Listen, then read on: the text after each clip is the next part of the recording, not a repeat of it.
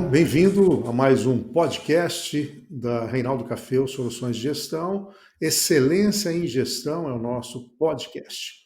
E hoje eu tenho a alegria de receber o empresário, o diretor da Promarket, José Mário Benjamin. José Mário, obrigado aí por estar conosco. Bom dia, Cafeu. Eu aqui agradeço o convite aqui com muita satisfação. José, antes da gente falar um pouquinho da gestão da sua organização, né, porque o nosso tema é exatamente a excelência em gestão e nós sabemos dos avanços, né, na gestão nesses últimos anos e desde que vocês construíram a empresa, conta um pouquinho o histórico aí da Promarket. A Promarket ela está fazendo agora, em fevereiro, 27 anos. E nós estamos aí numa caminhada dentro de um ambiente, dentro de um país que nos desafia todo dia, né? A gente tem aí, o nosso cliente é o supermercado, o supermercadista é um cliente bastante exigente que, de uma forma ou de outra, fez a gente se movimentar para aprimorar os nossos processos. A gente cresceu bastante fornecendo equipamentos para supermercado. Toda a parte de madeira, não é a parte refrigerada, não é a parte de tecnologia, de checkout, nada disso. É a parte que se refere à madeira, a linha seca do supermercado. E nós estamos aí com eu e o Caio, meu sócio, cada um com a sua experiência. Eu com uma experiência de projeto, ele também tem uma experiência muito forte de projeto, layout de loja, eu com uma experiência de projetos específicos, de peças e uso de ferramentas aí de gestão de produção e tal. Então a gente foi caminhando para um encaixe das nossas vidas aí, cada um no seu perfil, cada um na sua qualidade profissional e acabou dando certo pelo nosso ponto de vista. Nós estamos aí com uns 27 anos. Agora, Zé Mário, você tem, eu te conheço há algum tempo, né, o que a gente pode chamar de um raciocínio cartesiano, né? Você é muito Sim. ligado, né, ao mundo da engenharia, né, pela formação. E quando eu me aproximei da tua empresa, eu percebi que você tinha bem um domínio muito forte do processo de produção. Como é que foi isso de você ter esse foco, né? Porque você está falando de que é trabalhar com madeira, às vezes são projetos padrões, mas outros você tem que trabalhar também com projetos inovadores, às vezes adaptado àquela realidade. Então, como é que foi a estruturação do processo de produção? Ter aí um raciocínio cartesiano para uma empresa como a nossa, meu perfil de engenharia é importante porque você determina com um pouco mais de exatidão o que você quer, quais são os objetivos e tal. E aí você consegue olhar como uma planta, um layout da fábrica e começar a desenhar em cima daquele layout. Você tem que ter um plano do que você vai propor para ser o braço de produção ali na empresa e aquilo acaba sendo desenhado em processos, né, em partes. Então você tem que pensar em cada parte, desde a informação que você recebe para poder disponibilizar para o seu cliente uma, um conjunto de itens que você vai fornecer. Então passa muito pelo projeto disso, são projetos técnicos e você tem que acabar para poder ter uma interação interessante aí, uma boa interação com o cliente, você tem que acabar fazendo os projetos em 3D também. Depois disso, o planejamento, depois aí toda a parte de sequência de produção e o próprio fato de você tentar passar essas informações para a produção, também de uma maneira que você se comunique com o pessoal da produção com qualidade para que eles entendam uma linguagem adequada. E em se tratando do que a gente faz, que é madeira para o supermercado, mas tudo apoiado sobre estrutura metálica, você tem que ter gestão tanto de marcenaria quanto de, apesar de eu ser engenheiro civil, você tem que ter tanto a gestão de marcenaria, a mão de obra específica, quanto a gestão de serralheria, da parte de metalurgia, processos diferentes, sindicatos diferentes, a organização das cabeças ali para poder propor um desenvolvimento do dia são diferentes, gestão diferente. Então, você vai pensando nisso de uma forma bastante prática que encaixe as duas coisas só que você tem que ter as lideranças ali das partes, né? Então, o processo produtivo, ele nunca vai acontecer sem a anuência da mão de obra, a anuência de quem está com a mão na massa ali. Você tem que ter aí a colaboratividade ali, não dá para colocar, impor um processo sem que eles possam dar opinião sobre qual é a melhor maneira de fazer esse processo de trabalho. Agora, Zé, existe um desafio que é a empresa do teu porte, em que você às vezes é vítima e não vítima de um oligopólio, né? Você tem, numa ponta, eu sempre costumo dizer que às vezes a empresa de médio porte ela é uma salsicha de um sanduíche, né? Você tem vários fornecedores que por vezes praticam oligopólio, ou seja, são poucos ofertantes e impõem condições, e na outra ponta você também tem, de certa maneira, por serem supermercados, não obstante o crescimento do número de supermercados, mas grandes redes concentram aí uma fatia importante no mercado. Como é que é gerenciar, principalmente se nós pensarmos do ponto de vista da gestão dos estoques e a gestão de compras? Olha, Café, é uma pergunta interessante, é uma pergunta importante, porque a gente se sente mesmo como pressionado de dois lados. É exatamente isso, é um sanduíche. Você, a Promarket tem 205 funcionários. Nós passamos de 200 funcionários. Isso te dá uma posição que você tem que cumprir alguns compromissos fiscais, você tem que cumprir alguns compromissos governamentais por ter esse tamanho. Mas a Promarket não é uma empresa que eu posso caracterizar como uma empresa grande. Então, o nosso poder de barganha para compras, ele não é tão grande a ponto da gente poder ditar regras para os fornecedores, por exemplo, de MDF e de ferro, que são gigantescos, né? No Brasil tem 4 fábricas de MDF, 5 quando muito, de repente uma fábrica pequena a mais, alguma coisa assim. Então, você tem que ter uma regra de mercado, se submeter à regra de mercado deles. Só para você ter uma ideia, em algum momento, há uns anos atrás, uns 15 anos atrás, as empresas de MDF se reuniram e o mercado interno não era favorável, e eles começaram a exportar MDF. E a gente ficou sem MDF no mercado. Então, a gente está arriscado a essas decisões como um oligopólio.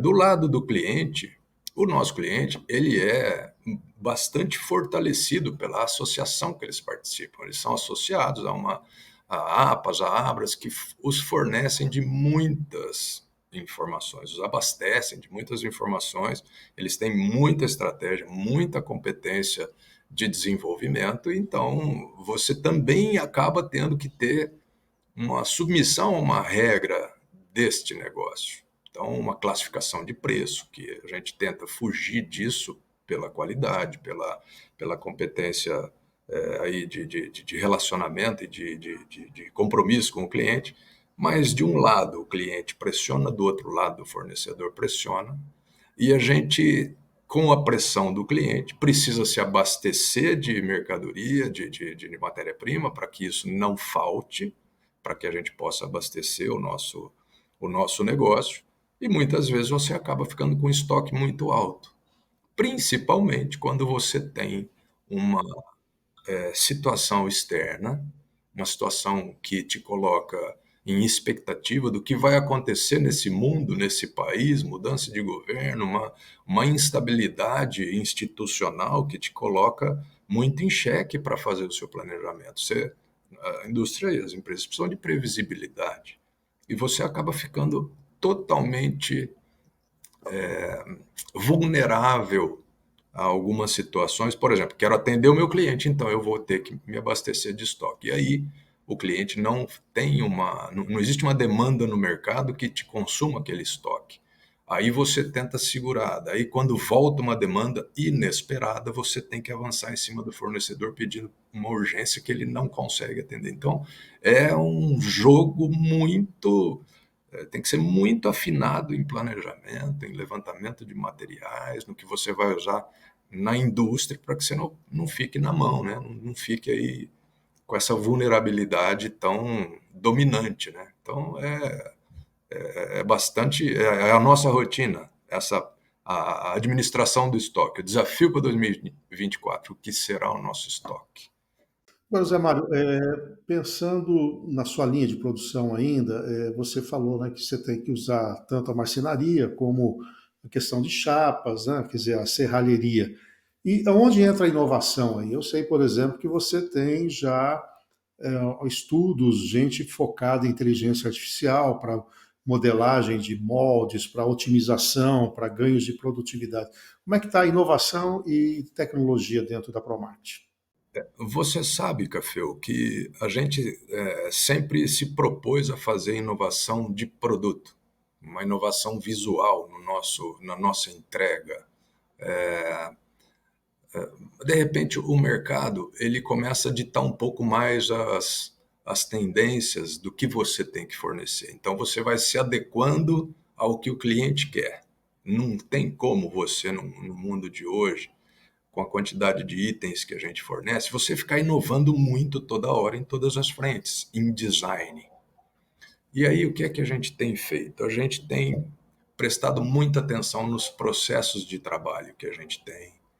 E a gente começou a fazer inovações nesses processos internos. Então, a inovação, ela não é exatamente só o visual, só a utilidade que você dá para o seu cliente. Inovação é o seguinte, é uma inovação de produto. Se você tem uma inovação de produto, não é você que determina que aquilo é inovação. O seu cliente, se ele faz um bom uso daquilo, se aquilo mudou a vida dele, aquilo é uma inovação. O que a gente está tentando fazer é mudar a vida do cliente a partir dos nossos processos, a nossa organização. Então, por exemplo, você também, para a gente, foi uma peça importante. Não quero te chamar de peça, né? Você foi um agente importante nessa nossa ideia de inovação de processos, porque você trouxe para a gente aí uma capacitação para a gestão empresarial, falando de estratégia, falando de tática, falando de departamentos, de compartimentalização da empresa, com indicadores diferentes para cada setor, com uma condição aí de metas a serem cumpridas. Então, nós passamos esses últimos 4 anos, graças a Deus, a gente começou esse trabalho pouco antes da pandemia, e esse trabalho, ele nos deu uma visão tática, estratégica, mas também de análise das pessoas que a gente tinha, dos talentos que a gente tem. Começar a perceber que você não vai moldar as pessoas do jeito que você precisa. Você vai ter que se moldar ao que as pessoas podem entregar para você, dentro de um plano, dentro de uma meta. Aí você consegue se conectar com uma turma, com uma equipe que simplesmente te dá um resultado porque você propôs que eles fizessem a potencialidade que eles podem fazer, o que eles têm para entregar. Então, foi um exercício, o começo, um exercício de paciência, um exercício aí de ponderação, qual é o melhor caminho, mas a gente conseguiu tirar das pessoas uma inovação para a nossa empresa, para o nosso processo. Isso está começando a dar resultado agora. Então, essa pergunta que você fez para a gente é significativa, porque a gente também tem que mostrar para a gente mesmo que nós inovamos muito. A gente tem que mostrar internamente que a gente inovou bastante. E acontece, isso tem acontecido. Investimento em máquina, investimento em treinamento, em processo, em desenho de fluxograma de processo, você tem um banho de informações ali, a gente levou um banho de informações de fora para dentro, através da Fundação Dom Cabral, e de dentro para dentro também a gente conseguiu tirar um caldo bom disso. E uma das ênfases, né, que a Dom Cabral sempre trabalha é revisitar ou ajudar a pensar no projeto empresarial, né? Quer dizer, onde você está, onde você quer chegar. E uma empresa como a sua, né, que tem dois sócios que são irmãos, que se dão muito bem, que tem as áreas distintas, mas precisava, e imagino que você trabalhou nessa vertente, né, de ter um senso de profissionalização maior. Até para quê? né, os acionistas pudessem enxergar no longo prazo, olha, será que eu serei imprescindível à empresa nesse longo prazo? Será que em um momento eu posso ter um CEO? Será que eu vou constituir um conselho? Que estágio está a organização nesses aspectos, né? Olha, você, na verdade, desenhou o panorama que a gente está vivendo hoje. Você acabou de apresentar o panorama que a gente está vivendo hoje. A gente pensa na Promarket com muita serenidade, baseados nos valores. Eu e o Caio temos perfis diferentes, totalmente diferentes. Eu aqui com meu pensamento cartesiano, mais regrado e tal, eu não posso dizer que tenho até um veio de, pô, quero pensar um pouco mais artisticamente sobre as coisas, né? Mas eu tenho uma obrigação, como uma empresa como a nossa, de ter um pouco mais desse pensamento cartesiano. O Caio tem uma visão bastante ampla do mercado, assim, absolutamente perfil comercial, e ele tem aí uma integração com os clientes de uma forma bastante positiva. Essa junção desses dois perfis colocou a gente onde a gente está. Mas a gente também percebeu que nós dois, como parceiros, nós temos nossos limites, tanto de conhecimento quanto de avanço, né, na idade da empresa e tal. Então, extremamente importante você pensar qual é o mapa estratégico, qual é o caminho que você está pensando, qual é a condição que você quer dar para as pessoas que estão acompanhando aí o crescimento da empresa, fazendo a empresa andar, e qual é a dependência que essas pessoas, a empresa tem da gente. Então você acaba jogando na mesa, colocando um plano para funcionar e que seja fácil de dar conta daquilo através de outras visões. Outras pessoas precisam colaborar com esse plano. Se você faz um plano que reflita o seu pensamento, o pensamento dos dois sócios, sem consultar para que lado a gente vai, pelo ponto de vista das pessoas que estão lá dentro, a gente não vai, a gente vai ter sucesso para nós dois, mas o que a gente procurou fazer nesse ponto, nesse momento, foi pensar na perenidade da empresa. Então você tem que dividir a gestão, você tem que colocar pensar em gerências, diretorias e tal. Isso começa a te dar uma carga muito pesada de, vou chamar aqui de custo fixo, despesas fixas. Você fala, bom, vou Eu trazer. costumo dizer que isso é deseconomia. A empresa, quando cresce, ela gera É, deseconomia, ou seja, você não exatamente, pode mais improvisar na mão de obra, você tem que trazer gente de parruda, às exatamente. vezes não dá tempo de formar. Então, a É isso. deseconomia se instala num determinado ponto de inflexão da empresa. É, exatamente. E aí você não pode fazer isso rápido. Você tem que fazer isso com as pessoas que vão chegando. As pessoas que vão chegando vão trazendo novas pessoas e vão arejando um pouco mais o raciocínio disso tudo. Uma pessoa graúda que chega precisa entender o panorama, não vai pegar um plano e executar aquele plano, vai fazer junto um novo plano. E aí vai crescendo um ponto, crescendo outro ponto, você vai ganhando um pouco mais de mercado. Quando você tem essa felicidade, né? Ganhar um pouco mais do mercado, fazer um pouquinho mais de ter uma amplitude um pouco maior, um alcance maior e tal. Você sabe que eu ouvi uma frase essa semana que me fez pensar nesse ponto que a gente está, de fazer isso enquanto a gente está são para fazer, enquanto a gente tem condição de fazer, pensar na perenidade. E aí um psiquiatra estava assistindo uma palestra e ele falou o seguinte: não é para procurar você tratar da saúde mental quando você já está detonado. Você precisa começar a monitorar a sua saúde mental quando você está são, porque depois é mais difícil sair. Então, muito mais difícil, muito mais trabalhoso, muito mais dispendioso, né? Então, é como se a gente já tivesse fazendo a lição de casa. Ó, tá tudo lindo, tá tudo bonitinho.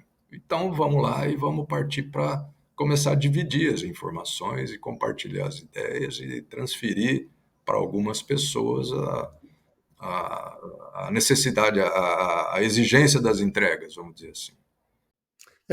Eu venho de consultoria, né? E estou associado a Dom Cabral desde 2019. E a gente sempre que chegou numa empresa, minha especialidade na área de finanças, né? A gente lamentava que o empresário chamasse você naquela fase, né? Porque dava para ter feito um trabalho preventivo, né? E todos nós devemos tomar decisões ótimas quando a gente está bem, quer financeiramente, quer do ponto de vista da saúde.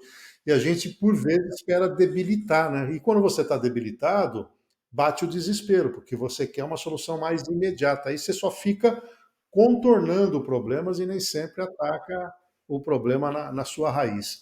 E aí você falou de um ponto importante, José Mário, que é a questão da equipe. Né? Você, ao longo do tempo, foi forjando, a gente sabe que hoje quem sai da universidade não está pronto, pelo contrário, a gente tem observado cada vez mais que aquilo que era antigamente um pré-requisito, hoje é uma obrigação, mas ao mesmo tempo não qualifica. Como é que você tem tratado isso? Você tem buscado gente pronta no mercado? Você está com uma política de capacitação interna? Como é que tem? Por exemplo, dentro da entrega da Dom Cabral, nós já treinamos, se eu não me engano, mais de 9 profissionais com PDD, né, que é um programa importante, com monitorias. Como é que tem sido essa questão de fazer com que esse time entregue mais, mas também adquirindo conhecimento? É um desafio, né, Café? A gente contratar pessoas. Na verdade, é fácil contratar. O difícil é você encaixar a pessoa que você contratou no que você quer que ela faça. Mas é possível. A gente tem. Eu tenho uma percepção, a gente, como empresa, tem uma percepção de que você está meio solitário no seu pensamento, né? Do que você vai fazer. Você vive o seu dia a dia enfiado na sua rotina e você não tem noção de como estão as salas de reuniões das outras empresas. Uma ideia, por exemplo, que a Dom Cabral trouxe foi a conexão com outras empresas, a percepção de um panorama externo que te tira um pouco a ansiedade do que está acontecendo, de querer saber do que está acontecendo lá de fora.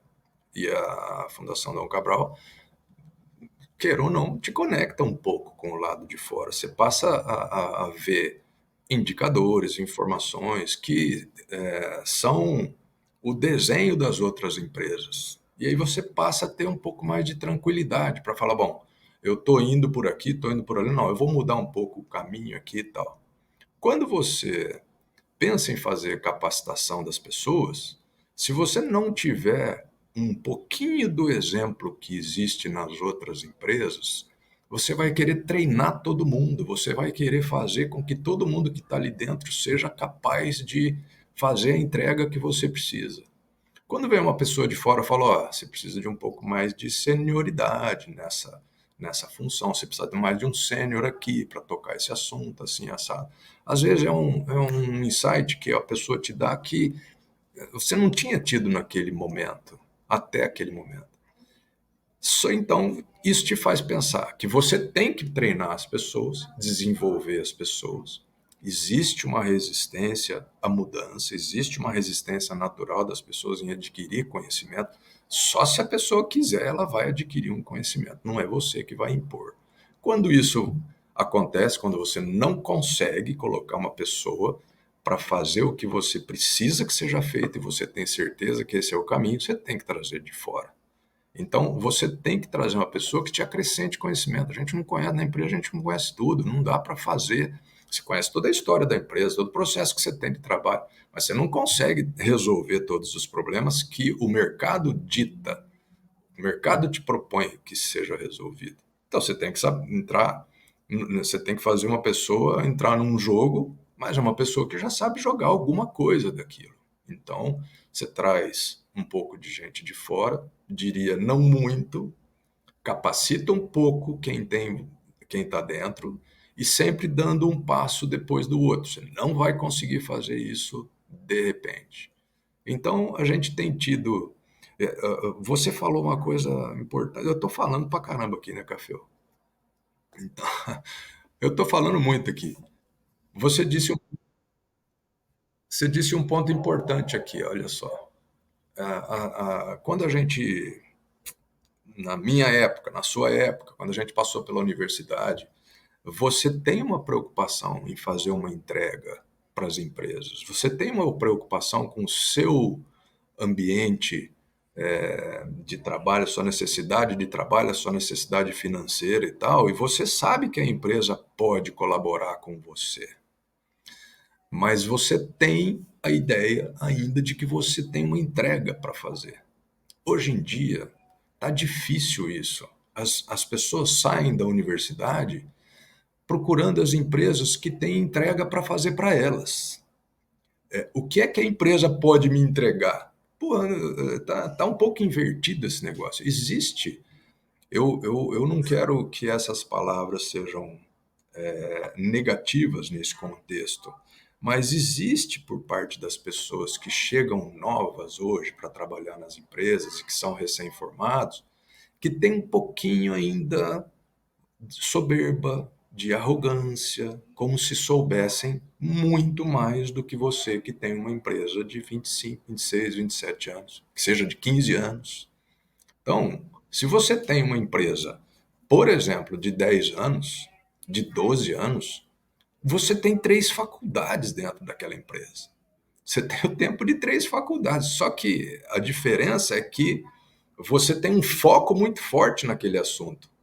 Se você tem 20 anos de empresa, você tem 30 faculdades ali dentro, porque é um foco muito fechado no seu assunto. Então, você precisa de ajuda externa, mas essa ajuda externa tem que saber aonde está pisando, qual é a cultura da empresa e o que é possível entregar para a empresa. Não dá simplesmente para achar, não, vou resolver o problema da empresa. Não vai.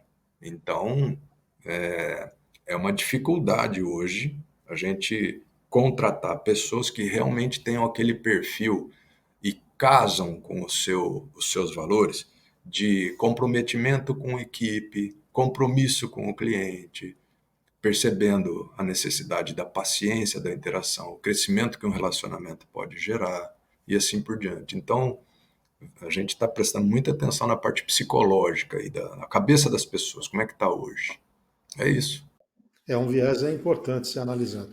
E como é que tem sido, né? Você falou que o Caio é o especialista na área, eu conheço o Caio há anos, né? E ele sempre foi um homem voltado para o mercado, esse jeito dele, ele é conquistador, né? Ele tem assim uma facilidade, né, de interrelação.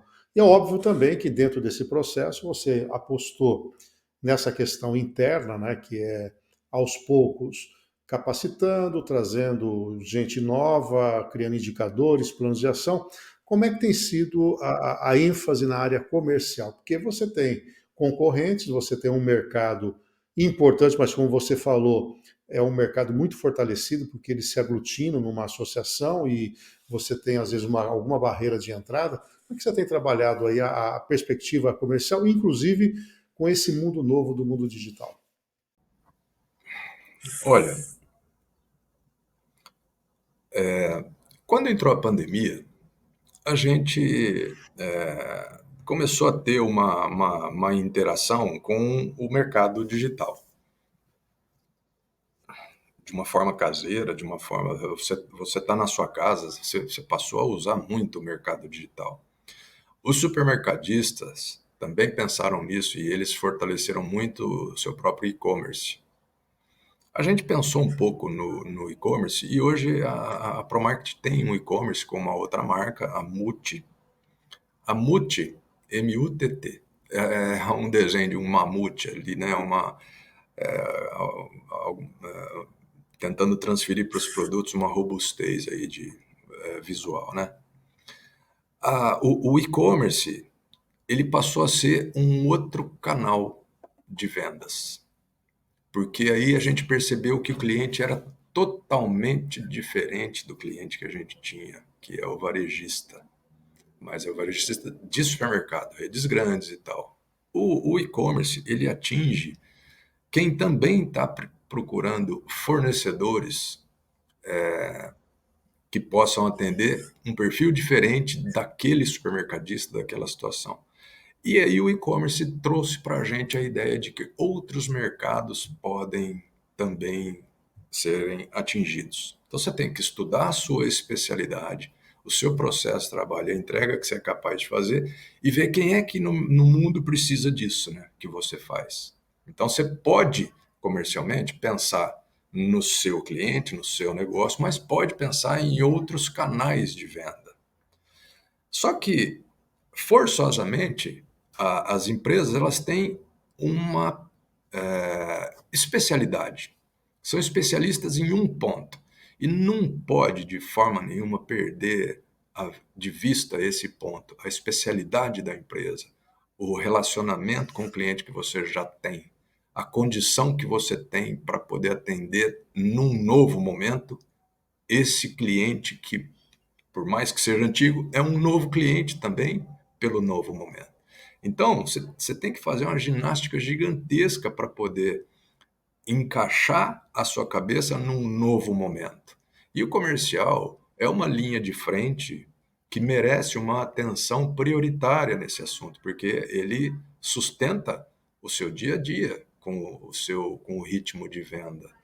Então você vai estruturando o comercial de uma forma que as pessoas podem colocar suas potencialidades na mesa, colocar a sua habilidade de falar com o cliente e começar também a pensar em metas individuais.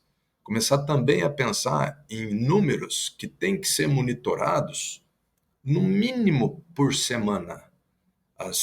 E as coordenações, as gerências de venda, elas precisam de um perfil muito específico, de um perfil de pessoas muito aderente à função.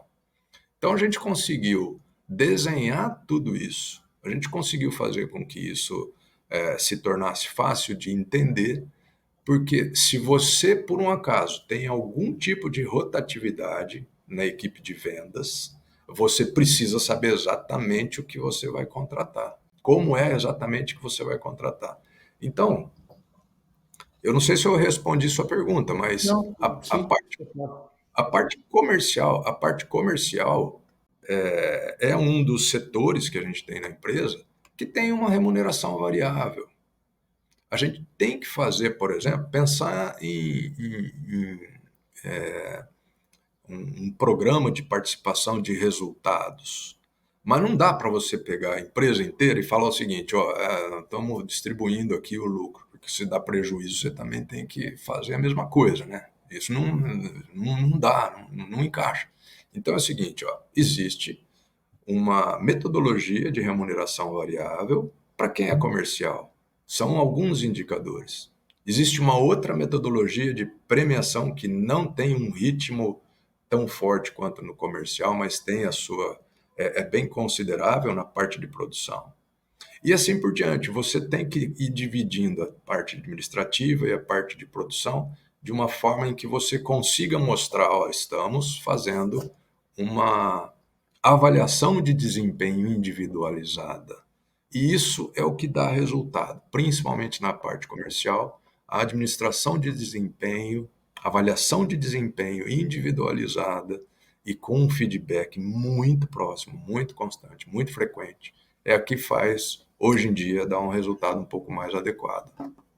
E, Zé, a estrutura de capital tem que ser também adequada, né? Certamente você tem uma política de retenção também de resultado para fazer face a novos investimentos. Você tem que ter um olhar de lucro e, portanto, de criar valor e, ao mesmo tempo, um olhar de liquidez, em que você tem que ter o dinheiro no dia certo para pagar o compromisso certo. E no meio disso tudo, você tem inadimplência, você tem, às vezes, fornecedores forçando você a ter um ciclo operacional maior e com um ciclo financeiro dilatado também. Como é que tem sido a gestão dos recursos diante também, em consideração ao mercado que, do ponto de vista de taxa de juros para você alavancar o teu negócio com capital terceiro, não é lá grande coisa, né? Sempre muito custo, um custo muito elevado a partir do custo de oportunidade. Como é que você gerencia esses desafios financeiros aí? Você sabe que 2022 foi um ano, 2022, ano passado, foi um ano bastante interessante no começo do ano. os juros que tinha no mercado para que você fizesse um aporte de capital, para que você fizesse uma alavancagem na empresa, eram muito atrativos. A gente conseguiu aí um trabalho dentro desse assunto que deu para a gente assim um panorama, apesar de naquele momento não estar precisando tanto, a gente fez uma captação de mercado, mas a gente não fez uma captação para retorno a curto prazo, a longo prazo. Nós fizemos a quitação disso dentro do ano. Os juros eram totalmente favoráveis. Começo A de taxa Selic 2023. bateu 2% naquela oportunidade, né? Não, então, nós fizemos uma captação de recurso no começo do ano passado a 0,46 ao mês. 0,46 ao mês. E aí, para começo de 2023, era 0,57, 0,60, aliás, era 1,57, 1,60, absolutamente diferente do ano passado. Você não faz isso porque você precisa. Aliás, se você fizer isso porque você precisa, aí você está vinculado, você está ganhando um sócio que é o banco e te leva muito mais dinheiro do que você para você mesmo, né? Então, a gente procurou analisar dessa forma, porque você precisa ter um capital de giro, você precisa ter uma reserva financeira, e nesse momento de mudança de governo, a hora que você tem um capital de giro, você é capaz de enfrentar uma turbulência. Se você não tem um capital de giro, você simplesmente fica outra vez vulnerável às ondas, aquela tempestade marítima, né? É um negócio muito complicado. Então, nós aprendemos nesses anos a medir a nossa necessidade de capital de giro. A NCG, necessidade de capital de giro, uma coisa que chamou muito a nossa atenção. Quando a gente começou a fazer conta, a gente começou a perceber que a ProMarket era uma empresa lucrativa e que sempre mostrava para a gente uma diminuição desse número, diminuição da necessidade de capital de giro. Quando você consegue chegar em alguns números assim, é porque você tem lá uma planilha, um sistema que você olha na parte financeira. Não posso dizer que dá para fazer isso só por sistema, você tem que ter uma base de Excel bem organizada para poder fazer um trabalho de gestão financeira.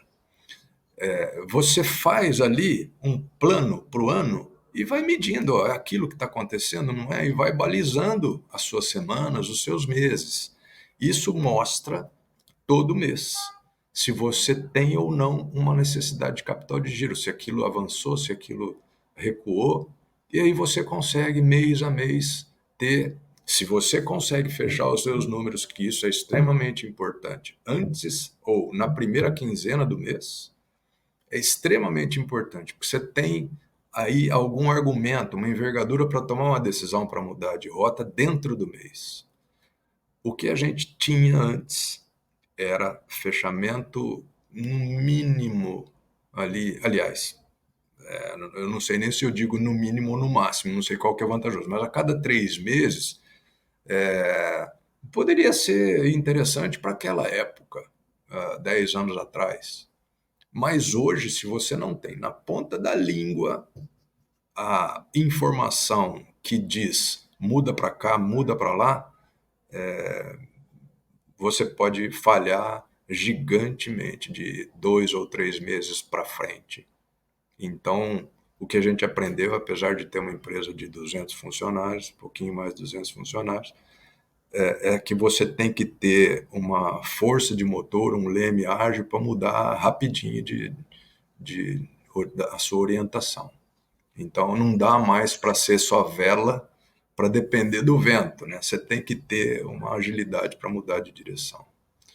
Para a gente finalizar, Zé, como é que você está do ponto de vista do olhar para frente aí? A empresa certamente teve que se reposicionar durante a pandemia. Um setor que prosperou foi de supermercados, e certamente você buscou um colchão de recursos para também suportar eventuais sazonalidades. E nós temos aí já um novo governo instalado, uma perspectiva econômica que tem deixado todos nós apreensivos, mas, por outro lado, essa veia empreendedora do brasileiro, né? Eu até fiz uma palestra recentemente. Em 37 anos, se a gente elencar tudo que nós passamos de plano cruzado até o conflito lá entre Ucrânia, Rússia, agora e Israel, a gente vai falar, olha, o empresariado brasileiro, o empreendedor brasileiro é um sobrevivente, né? E então, não obstante todos os riscos e as adversidades do mercado, como é que está o Zé Mário? É um otimismo realista? É um otimismo otimista? É pessimismo? Como é que a Promart enxerga esse, pelo menos 2024?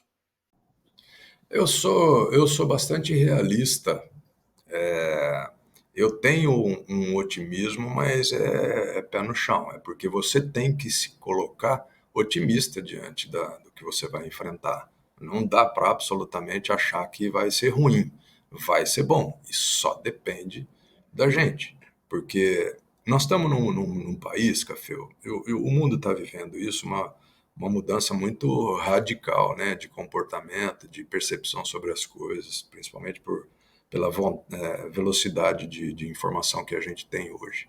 O que ocorre é que existe uma sanha gigantesca por parte do governo que a gente tem em captar recursos.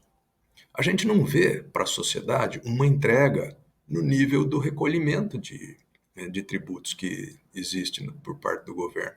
Não existe a mínima possibilidade de você não pensar para o ano que vem que você vai ter que bancar os recursos para a saúde do seu funcionário, que você vai ter que ajudar na educação do filho do seu funcionário. Não estou dizendo que a gente consiga fazer isso, não, mas você não pode deixar de pensar sobre isso. Então, a gente tenta favorecer de todas as formas a informação que o seu funcionário, o seu colaborador que cuida da própria família, sobre a educação do filho dele, onde ir e tal e coisa. O SESI é uma escola maravilhosa que é ligada à indústria, você dá todas as informações lá pelo SESI e tal. Isso quando eles conseguem. Mas, do ponto de vista da empresa, para o ano que vem, eu vou falar do nosso cliente, o supermercadista. Com toda a habilidade que eles têm, conseguiram também fazer uma estruturação muito forte nas próprias empresas. E todos analisando a mesma coisa. Precisa reduzir custo, precisa reduzir custo, precisa reduzir despesa e etc. Então, conseguiram também fazer o dever de casa. Quando você, como empresa, se capitaliza, você investe em melhoria do seu processo. O supermercado, com a pandemia, ficou muito capitalizado. Então, eles investiram num processo de trabalho, de gestão, também muito forte. E isso dá para eles a possibilidade de analisar, ó, eu vou por aqui, eu vou por ali. Então, eles também seguram o investimento deles. O supermercado, o cliente supermercadista, ele toma a decisão imediata. Tem uma notícia lá, a bolsa e tal, o presidente falou tal coisa, tchum, fecha a porteira, fecha a torneira na hora, não passa nada pela porteira ali, para e espera. Então, o reflexo disso para a gente também é um pouco danoso. E a gente tem que prever isso. Então, 2024, o que a gente imagina é que, olhando para os nossos números, nós já temos todo o panorama do que vai acontecer em 2024 desenhado em números. Olha, é isso aqui que vai acontecer. O nosso orçamento para 2024 está pronto. Se ele vai acontecer, eu não sei, porque a gente também tinha em 2022 o que ia acontecer em 2023. Posso dizer, pelas informações que a gente tem, que as empresas tiveram muita dificuldade no primeiro semestre de 2023. 2023 foi um ano absolutamente fora de propósito aí de qualquer perspectiva que você tinha por ter estudado alguma coisa, furou, furou. Você, como economista, deve ter a sua opinião sobre isso também, mas eu acho que provavelmente 2024 seja um pouquinho mais suave do que foi 2023. Então a gente está imaginando que nós vamos ter uma sequência boa de trabalho, porque a gente tem que ter feito o dever de casa agora, para começar o ano. Já está acabando o ano. Então, 2024, para a gente, por pior que seja, vai ter que ser bom, porque você não tem como ficar dentro de casa, não levantar da cama. Uma vez eu ouvi que a gente teve muita sorte. E, Café, levantar bem cedo e trabalhar todo dia dá uma sorte danada, cara. Então, Exatamente. Enquanto alguns dormem, né? A sorte vem a quem acorda cedo. Muito bem, conversamos aqui com o diretor da ProMart, o José Mário Benjamin. Muito obrigado, José Mário, pelo seu tempo. Foi um obrigado prazer pela recebê-lo aqui oportunidade. no podcast Excelência em Gestão. Obrigado, Café, pela oportunidade. Um grande abraço para você. A gente está à disposição aqui. Um abração.